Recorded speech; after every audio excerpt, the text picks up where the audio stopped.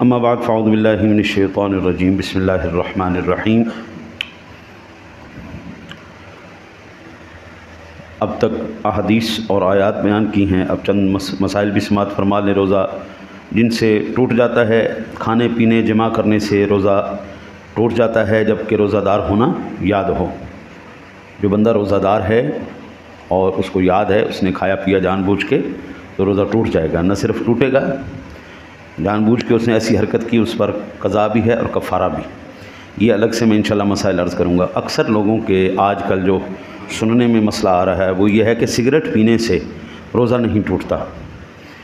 یہ صدیوں پہلے ہمارے فقہا اس بات کو لکھ گئے ہیں، حقہ ہو سگریٹ ہو یہ دونوں ایک ہی قبیل کی چیزیں ہیں، اور وہ جو کہتے ہیں روزہ نہیں ٹوٹتا ان کی دلیل یہ ہے کہ وہ کہتے ہیں جی کہ پیٹ میں کچھ نہیں جاتا، پیٹ میں نہیں جاتا، یہ کھایا پیا نہیں ہے۔ تو بندہ کھانے پینے کا معاملہ کرتا ہے جو لذت کے لیے کرتا ہے، اور سگریٹ بھی لذت کے لیے پی جاتی ہے، حالانکہ وہ جانتا ہے سگریٹ پینے والا نقصان ہے اس کا، لیکن وہ لذت کے لیے پیتا ہے، ایک علت ہے۔ اسی طرح چرس وغیرہ جو پیتے ہیں، اور اللہ تعالیٰ اب تو اللہ معاف کرے، اللہ تعالیٰ محفوظ رکھے، عجیب عجیب نشے آ گئے، اور اب تو نوجوان نسل بھی اسی کے اندر، وہ آئس کا نشہ آ گیا ہے، وہ یہ جتنے بھی ہیں نا جی اس طرح کے، وہ تمام کے تمام اسی طرح۔ تمباکو اکثر لوگوں کو عادت ہوتی ہے کھانے کی، وہ چھالیاں کھانے کی، پان کھانے کی، اور وہ کہتے ہیں جی کہ ہم تو اندر تو لے کے نہیں جا رہے، ہم تھوک رہے ہیں۔ ہمارے علماء نے روزے کے دوران پیسٹ کرنے سے بھی منع کیا ہے، کیونکہ اس کے اندر ہوتی مینتھول، آپ جتنا بھی چاہیں حلق میں کچھ نہ کچھ اترتا ہے۔ پان پیکنے والا وہ تھو تھو کیا رکھتا ہے، سارے زمانے کو گندہ تو کیا رکھتا ہے، لیکن اس کے کچھ اجزاء نیچے اترتے ہیں۔ اسی طرح نسوار کھانے والے، سگریٹ پینے والے،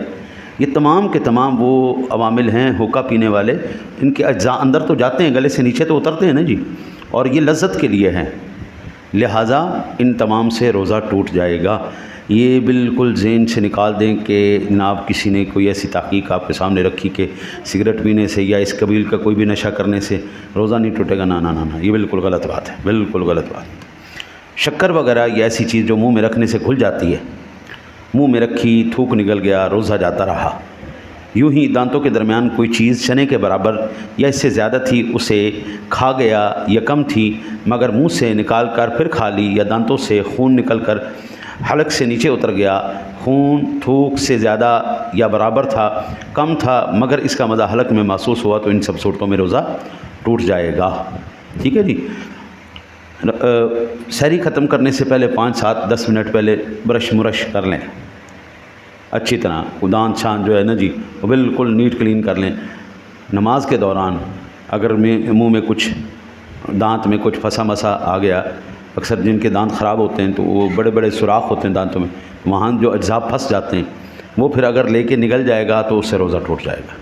اس لیے یہ بڑا احتیاط کرنا ہے کہ سحری سے پہلے مسواک کر لیں، برش کر لیں، جو بھی کرنا ہے وہ اس سے پہلے کر لیں، اس کے بعد نہیں کیا جائے۔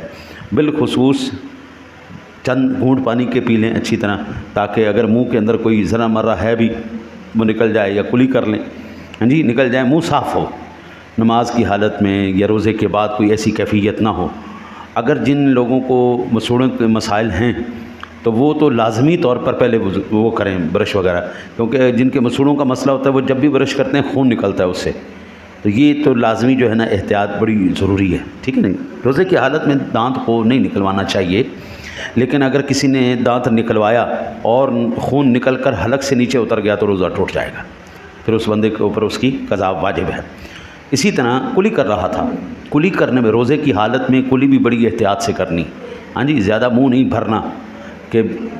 پانی نیچے حلق سے اتر جائے، یہ بھی بڑا احتیاط رکھنا ہے۔ بس کلی کرنا ہے، کلی اتنا کریں کہ منہ کے اندر پانی ہو کے باہر نکل جائے، حلق سے نیچے نہ اترے۔ اچھا جی، اگر یہ نیچے اتر گیا یا پھر ناک میں پانی چڑھاتے وقت اتنا مبالغہ نہ کرے کہ دماغ کو چڑھ جائے پانی، ہاں جی یہ بھی بڑی احتیاط کرنی ہے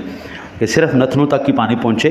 اور پھر ختم ہو جائے۔ دماغ کو چڑھ گیا یا کلی کا پانی نیچے حلق سے اتر گیا، ٹھیک ہے جی، تو ان سب صورتوں سے روزہ ٹوٹ جائے گا۔ اب یہ غلطی کے اندر آتا ہے، یہ قصدن نہیں آتا، کوئی کلی کرتے ہوئے قصدن تو پانی نہیں پیتا نا جی، تو ہوتا غلطی سے ہوتا ہے، ناک چڑھاتے ہوئے زیادہ پانی بندہ قصدن تو نہیں چڑھاتا، غسل میں تو چڑھاتا ہے، اور جب تک نہیں چڑھائے گا تو اس کو غسل نہیں ہوگا، وہاں پہ تو نرم ہڈی تک پہنچانا ہے تاکہ پتہ لگے دماغ میں پانی چڑھا ہے، ہاں جی، تو وہ تو ایک الگ سے نہیں، لیکن روزے کی حالت میں اگر غسل کرے گا تو اس میں احتیاط کی جائے، اتنا نہ چڑھائے کہ دماغ میں چڑھ جائے، کلی اتنا گرگرا نہ کرے کہ پانی نیچے اتر جائے، یہ بڑی چیزیں۔ اچھا، کلی کرنے کے بعد جو ہے نا جی ایک مرتبہ پانی پھینک دیا نا منہ سے، اتنا کافی ہے۔ وہ بعض ساتھی جو ہے نا جی وہ اتنا مبالغہ کرتے بعد میں تھو تھو تھو تھو کیے رکھتے ہیں، اور یہ بھی ٹھیک نہیں ہے، یہ بھی غلط بات ہے، ٹھیک نہیں ہے۔ سوتے میں پانی پی لیا، کچھ کھا لیا، منہ کھلا تھا، پانی کا قطرہ یا اولاً حلق میں جا رہا، روزہ جاتا رہا، ٹھیک ہے جی۔ سوتے میں بھی اگر حلق سے پانی نیچے اتر جائے یا کھانا کوئی یا قطرہ وغیرہ نیچے اتر جائے گا تو اس سے بھی روزہ ٹوٹ جائے گا۔ اکثر لوگوں کی عادت ہوتی ہے پین ہو یا کوئی ایسی چیز ہو وہ منہ میں لیے رکھتے ہیں، دھاگا یا لکڑی ایسی چیز ہے، اگر وہ رنگین ہے،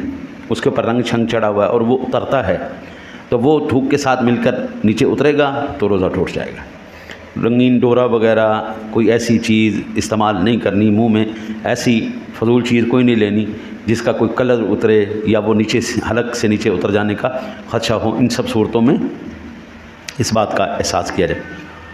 روتے وقت آنسو اگر گلے اپنا نیچے منہ میں چلا گیا، ایک آدھا قطرہ ہے تو خیر ہے، کوئی مسئلہ نہیں، لیکن اس سے زیادہ ہو گیا کہ منہ سارا نمکین ہو گیا، پھر اس کو نگل لیا، یا پسینہ تھا،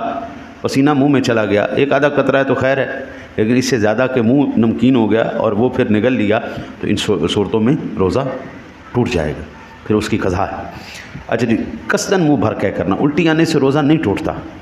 الٹی آنے سے روزہ نہیں ٹوٹتا، الا یہ کہ منہ کے اندر آ کے پھر واپس اس کو بندہ اندر لے کے جائے۔ اچھا، اس حالت میں روزہ نہیں ٹوٹتا، صرف الٹی باہر آئے، نیچے اتر گئی گلے سے دوبارہ تو پھر روزہ ٹوٹے گا، یا پھر قصداً کسی نے جان کے انگلیاں مار مار کے یا ایسی کوئی حرکت کی جس کو جان بوجھ کے اس کو الٹی آئے تو ایسی صورت میں روزہ ٹوٹ جائے گا، ٹھیک ہے جی۔ اور یہ بعض مرتبہ جب بندہ الٹی کر رہا ہوتا ہے تو اس کے اختیار میں نہیں ہوتا تو باہر ہی ہے، سارا کھانا شانا تو باہر ہی نکلتا ہے، لیکن واپس لے جانا اس کے اختیار میں، کون الٹی کھاتا ہے؟ کوئی بھی نہیں کھاتا، لیکن اگر اتر جائے تو پھر اس کے اوپر صرف قضا ہوگی، روزہ ٹوٹ گیا، ہاں جی، یہ معاملہ ہو گیا، تو اس صورت میں صرف وہ قضا کرے گا۔ انشاءاللہ زندگی رہی تو میں کل انشاءاللہ تعالی العزیز اب وہ جن صورتوں میں قضا اور کفارہ دونوں لازمات ہے وہ انشاءاللہ زندگی رہی تو میں عرض کروں گا۔ اللہ سے دعا کرتے ہیں اللہ تعالیٰ اپنے حبیب کریم علیہ الصلوۃ والتسلیم کا صدقہ اس نے ہمیں یہ رمضان شریف دیا ہے نا، تو اللہ تعالیٰ اس کی کرم نوازی بھی فرمائے، ہمارے روزے قبول بھی فرما لے، ہماری باتوں کو قبول بھی فرما لے، حالانکہ وہ محتاج نہیں ہے، اس کو ضرورت نہیں ہے، لیکن ہمیں تو ضرورت ہے، ہم تو محتاج ہیں نا جی، ہمیں اس کے کرم کے محتاج ہیں نا جی، تو یہ وہ کرم فرما لے، ہماری یہ جو بھی مختصر سی ٹوٹی پھوٹی باتیں ہیں اپنی بارگاہ میں قبول فرما کے، حق تو نہیں بنتا، اجر تو نہیں بنتا، لیکن اپنے کرم سے بخشش دے دے، بس اپنے کرم سے اپنے فضل سے، چل ٹھیک ہے بات، ہاں جی، اور ٹھیک ہے میں نے قبول کیا تھا، اللہ سے ڈر کے کبھی ہمیں اپنی باتوں پر کوئی ناز نہیں،